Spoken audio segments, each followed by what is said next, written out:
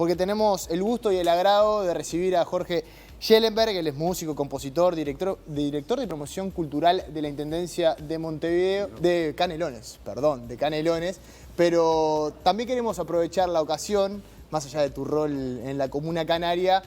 Sos un gran referente de la música popular de nuestro país y nos interesa también repasar un poco tu historia, tu trayectoria a nivel musical, y después, si nos da el tiempo, aprovechamos para que nos cuentes qué estás haciendo en la comuna. ¿Cómo andas? ¿Todo bien? Muy bien, muy contento de estar acá. Un saludo para toda la gente que está acompañando el programa.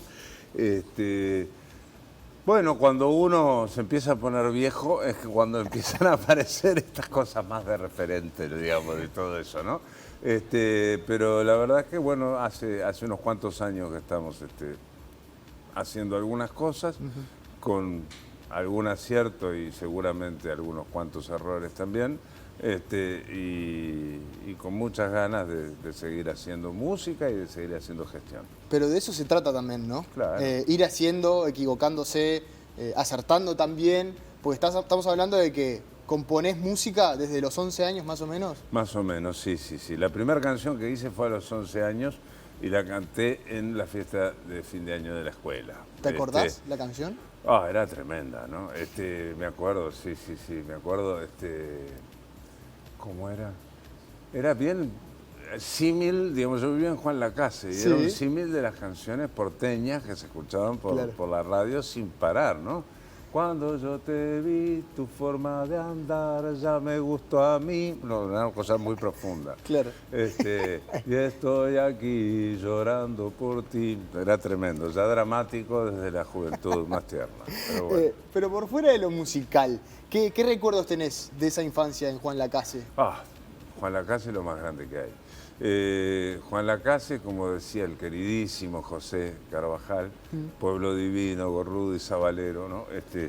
En Juan Lacase yo llegué a Juan Lacase con 2 años, nací en Montevideo, pero mamá consiguió trabajo de maestra allá y papá, que es ingeniero, consiguió trabajo allá en la fábrica de papel y arrancamos para Juan Lacase. En Juan Lacase yo aprendí a andar en bicicleta, a andar a caballo. Aprendí, yo qué sé, no te digo a caminar, pero casi, a hablar un poco más, a leer y escribir. Empecé a tocar la guitarra. Fue muy importante, por ejemplo, para mi definición vocacional, Juan Lacase, porque llegaba el fin de semana y no había muchas cosas para hacer, digamos, ¿no? Además, bueno, obviamente no había, estamos hablando de la década del 60, ¿no? Yo soy del año 62, que es el número exacto que voy a cumplir este año, además. Y entonces lo que hacía mi papá era agarrarnos a mí y a mi hermano Juan. Sergio era muy chiquito, no llegó a curtir tanto esa primera etapa, y cantar, armar canciones de folclore argentino a 3 voces, cantábamos canciones de los Beatles también, y cantábamos mucho, y pasábamos de repente una tarde de domingo, toda la tarde cantando. ¿Verdad? Y de repente iban amigos de mis padres, por ejemplo, a comer como corresponde a cualquier reunión entre uruguayos, y también era repartir letras de canciones y armar mi papá una especie de coro improvisado, lo cual, bueno, no en balde,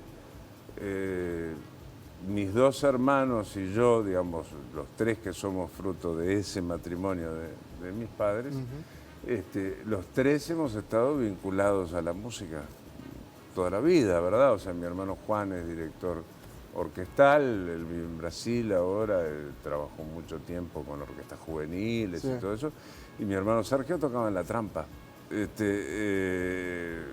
hasta el año 2000, 2002 más o menos. ¿Y ahí ya aprovechabas a tocar la guitarra o era solo canto? No, empecé a estudiar guitarra a los 6 años con un profesor muy bueno, Pereira Arias.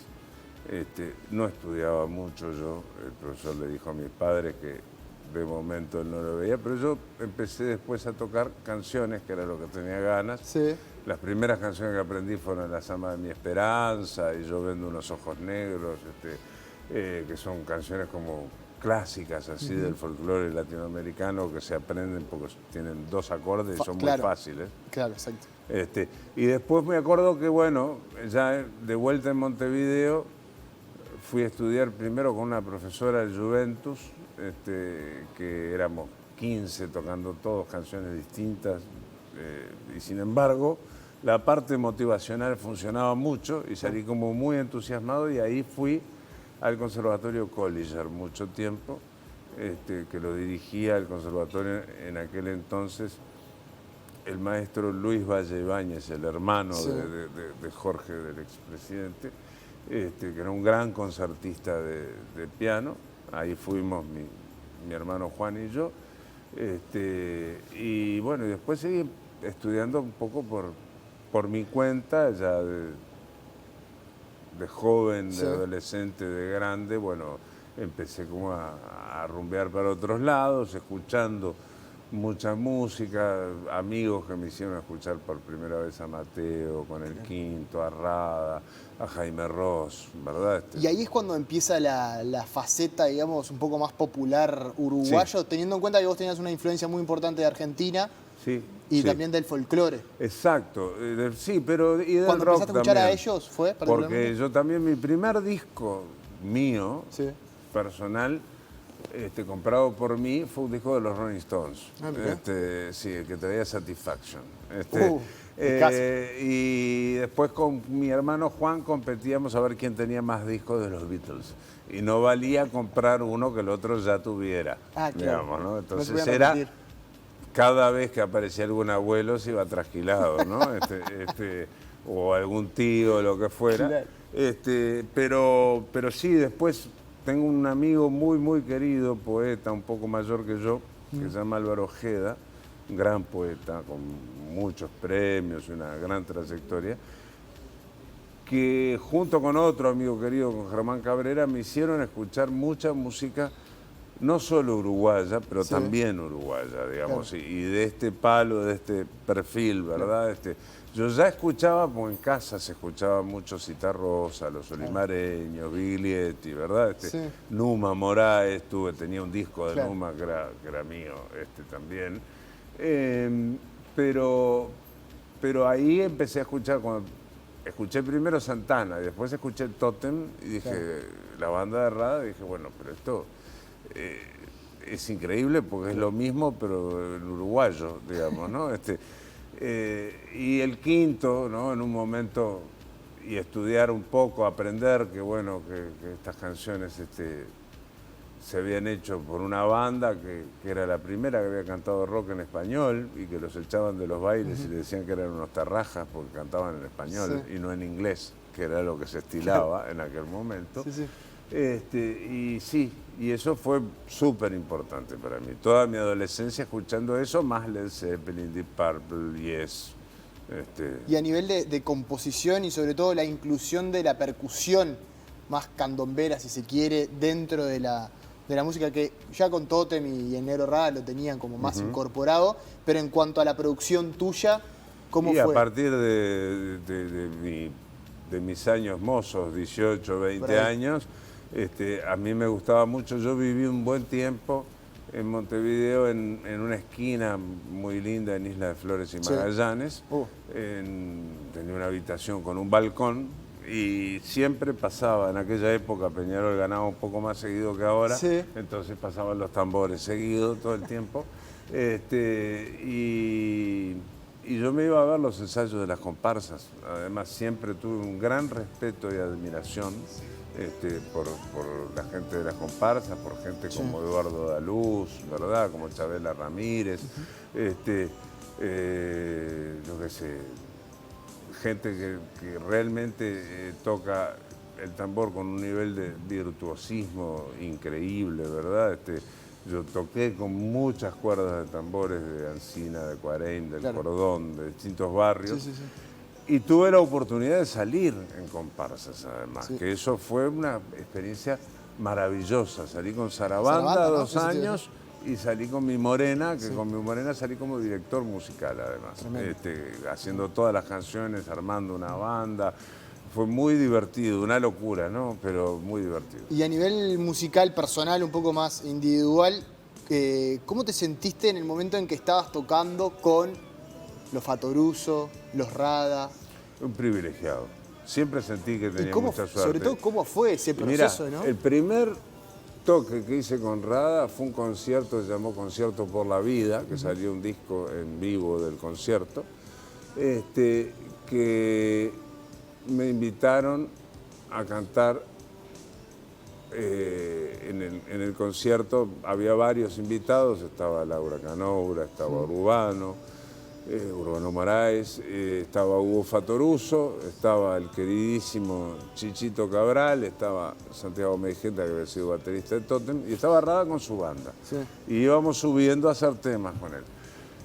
Y yo lo conocía muy poco a Rada personalmente, nos habíamos visto una o dos veces nada más. Y subí a cantar un tema de él que se llama Negro, que es una canción que a mí me gusta mucho, que después la grabamos juntos para un disco mío, esa versión. Y tocaba Hugo, y tocaba Chichito, y tocaba Santiago. Esa era la banda que hicieron conmigo esa canción. Sin ensayo previo, era una canción muy conocida para todos los que estábamos ahí. Y Rada había dicho que él no iba a cantar, que la cantara yo. Y yo salgo a cantarla, medio ahí, qué lástima, ¿no? Y cuando viene la parte B, si ves que no consigues la verdad, escucho esa voz gigante, ¿no? Que me atraviesa completamente y me doy vuelta y estaba toda esa humanidad de Rada cantando.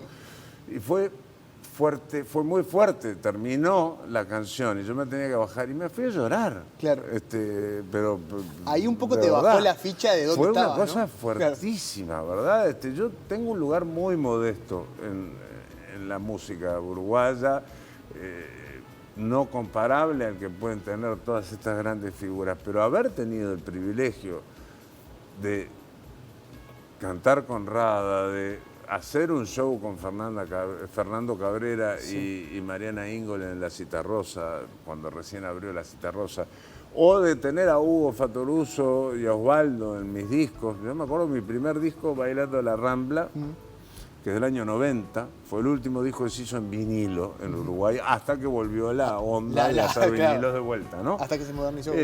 Fue Hugo a tocar en 2 canciones. Fue Rada al estudio a ver la grabación de Hugo, estaba después el Boca Ferreira, que es un gran percusionista, que tocó mucho tiempo con Jaime, con Rada, y en esa época tocaba conmigo. Carlos da Silveira, gran músico, que fue coproductor del disco, y Daniel Báez, que era ingeniero de sonido, un crack, en la batuta, ahí en el Palacio Salvo. Llegó Hugo, escuchó la canción una vez, y le dije, bueno, mira, acá tenés que tocar en esta parte, al principio, acá al medio y acá al final.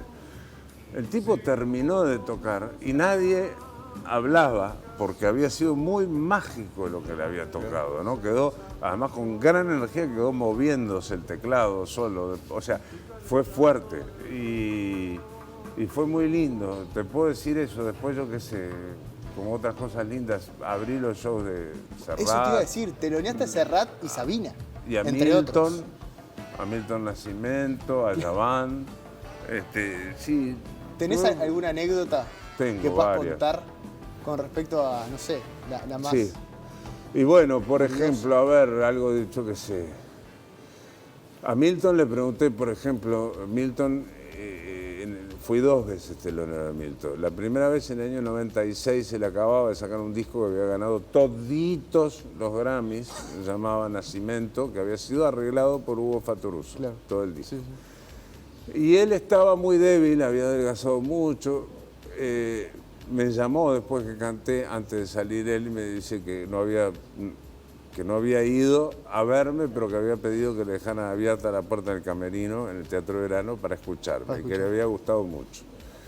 Y después nos quedamos, bueno, yo después me emocionó pila, escuché el concierto de él, que fue mágico. Y después le pregunté, ¿no? Charlando, le digo, bueno, ¿y a vos qué fue lo que más qué lugar te impresionó más? Turquía. ¿Y por qué? Y dice, porque yo fui todo el camino pensando qué voy a ir a hacer yo a Turquía. A Turquía, claro. Y llegué y había 2000 personas con discos míos esperándome para que le firmara el disco. ¿no? O sea, una cosa como muy tremenda, ¿no? Con Mariana y Osvaldo tocamos mucho acá, hicimos juntos carnaval con Sarabanda. Después, yo qué sé, tuve la suerte de hacer música para unos cortos cinematográficos de Walter Tournier con Omar Herrera. Hice música para teatro, hice música para televisión, tuve un programa que salía acá por este canal que se llamaba Tartamudo TV, de un bar que yo tenía que se llamaba El Tartamudo, que es una experiencia de la cual afortunadamente salí vivo. ¿Con Serrat y Sabina tuviste algún intercambio? Sí, bueno, Serrat vino a hablarme de la guitarra, por ejemplo, o sea, de buena onda nomás, ¿no? O sea, charlé un poquito, son dos mega estrellas, digamos, ¿no? Sabina a mí me impresionó mucho, por ejemplo, en la previa al concierto, el día anterior había como una conferencia de prensa y estábamos en un lugar, un espacio más grande que y había, no sé, 80, 90 personas, todo el mundo conversando, y fue entrar Sabina y se cayó todo el mundo. Yo eso lo había visto con Citarrosa, por ejemplo. Pero una cosa muy potente, digamos, ¿no? De carisma, de energía. Presencia. Sí. Y Serrat, bueno, Serrat es el tipo que yo escuché toda la vida, ¿no? O sea, desde que era niño, dentro de las familias amigas de Juan Lacase, había una que tenía una hija que era muy amiga nuestra, Graciela Suárez, que era tan fan de Serrat que nos obligó a todos a escuchar a Serrat y ahí yo me hice fan también, ¿no? Teníamos los discos y no, gente muy linda realmente. Está muy bien. Con respecto a Mateo por 6, me gustaría hablar un poquito de eso, que se cumplió 30 años hace relativamente poco. Es verdad, pero también es realmente impresionante, que no arrancó tan bien en sus inicios. No, estudiaste bien, ¿eh? muy bien. Pero que después se plantó, incluso también dándole un lugar a Mateo que antes no tenía. Mira, a ver. En cuanto a lo popular o al reconocimiento popular. A ver, todos éramos muy fans de Mateo. Mateo muere en el año 90. Muere muy pobre,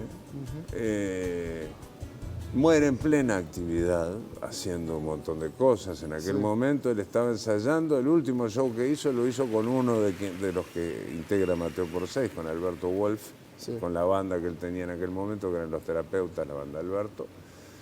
Y Popo, que es otro de Mateo por 6, integraba la banda de Mateo en la última etapa. Yo no era tan amigo, los amigos de Mateo eran Rada, Urbano, El Corto, Dian de Noir. Yo era fan de Mateo y con mucha suerte era compañero de copas. De repente de ir a tomar una grapa con limón, escucharlo tocar, presenciar, yo qué sé, charlas increíbles y divertirme mucho. Mateo por 6 nace porque aparecieron 70 canciones inéditas de Mateo después que él falleció. En una investigación que hizo un musicólogo brasileño que vive acá hace años, Guilherme Alencar Pinto, para un libro que se llama Razones Locas, el paso de Eduardo Mateo por la música uruguaya, aparecen 70 canciones inéditas de Mateo.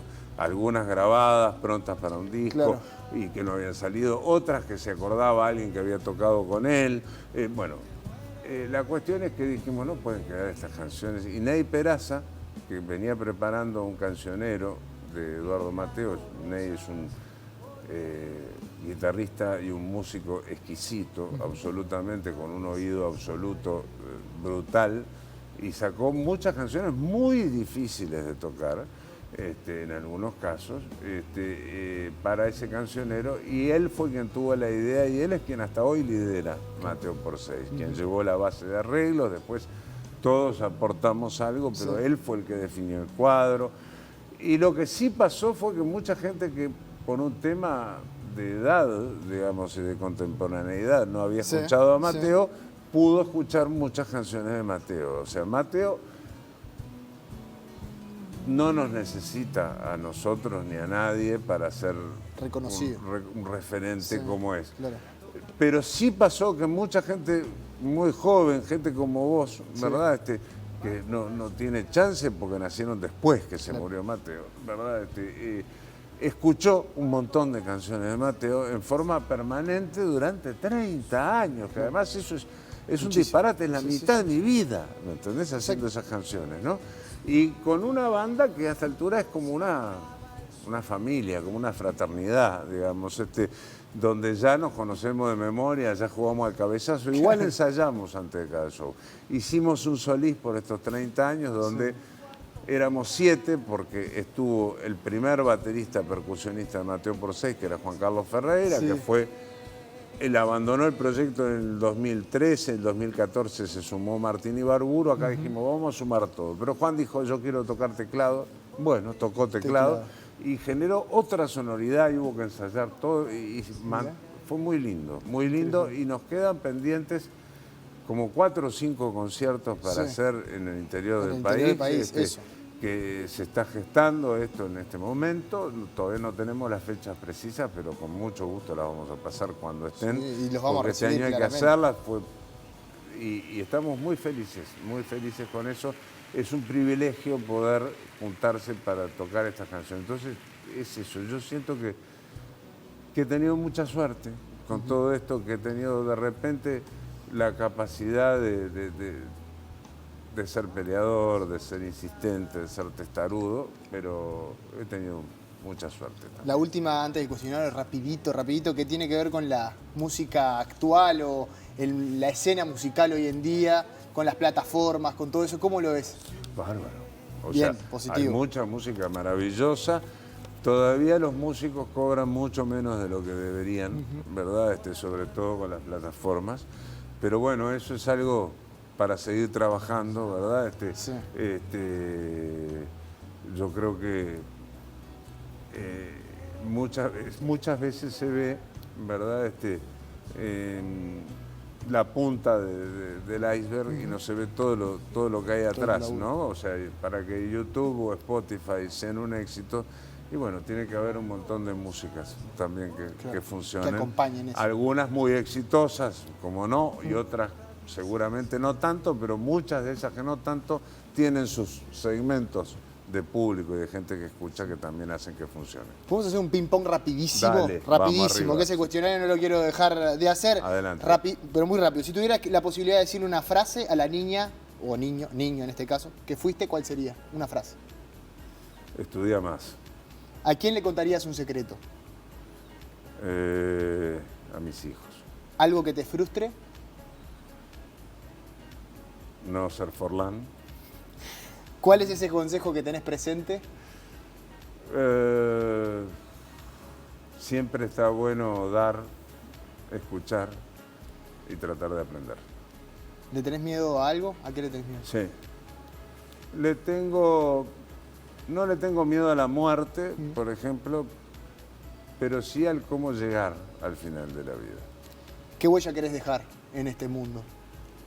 Que mis hijos sepan, y la gente que yo más quiero, que sepan que los quiero mucho y que los quise mucho toda la vida. Esa es la huella más importante. Después lo demás va por cuenta de cada uno. ¿Tu mayor acto de valor? La última. Mi mayor acto de valor, no sé. Armarme un cuadro de fútbol cuando mi mamá no me dejaba ir al fútbol. Jorge, muchísimas gracias. Un placer, por estos querido. minutos. Un Muy linda placer charla. realmente. Muchas gracias. Por favor.